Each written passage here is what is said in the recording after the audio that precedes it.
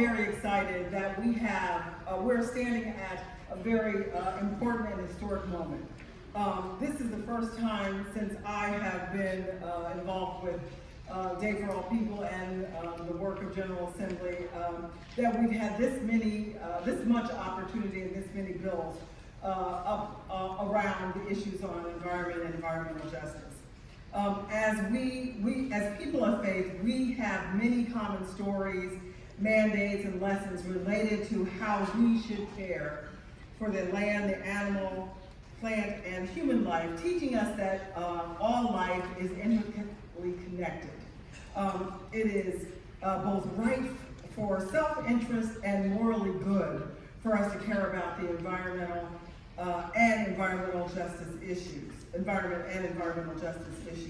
And we have, as I said, a historic opportunity during this year's General Assembly to move Virginia to the forefront on environmental and environmental justice policy so that we can take our place in the nation as a leader.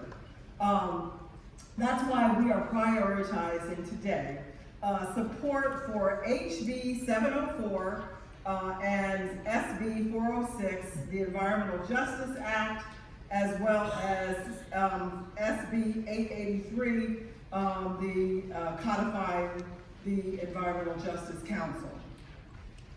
The first bills, HB 704 and SB 406, patrons are Delegate King and Senator Hashmi. We are so very grateful to them for championing these bills for us.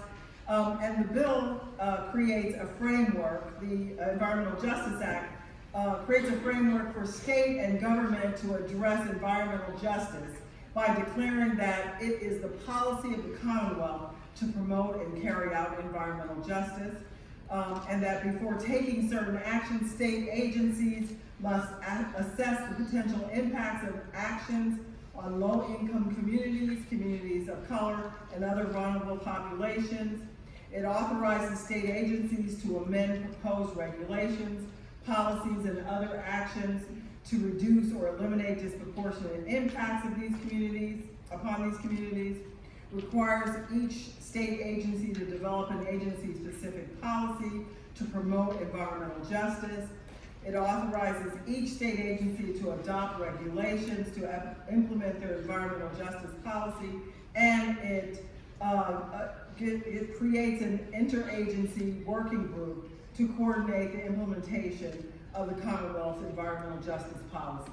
All of these are very important aspects of this bill, and there is more information on our website if you're interested and want to know more. The second bill that we want to focus particularly and especially today, because it is in committee today in the Senate, SB 883. The patron is Senator Locke, and it's assigned to the General Laws and Technology Committee. And this bill will codify the Environmental Justice Council, provide funding up to $100,000 to provide a stable commitment to environmental justice communities. I happen to be a member of the Governor's EJ Council. I've been a member for the last 2 years. It was established under Governor McAuliffe and then continued under Governor Northam. And we hear EJ issues from constituents from all over the state. And we have had the opportunity and sometimes the burden of hearing horrific stories of communities that are being put upon by not only the state agencies, but also corporations who have not really taken into account the communities that live there. Sometimes their water, they're dependent on wells, and their water is threatened because of pipelines and landfills. So there are a number of reasons why this council is important, and we want to see it continue.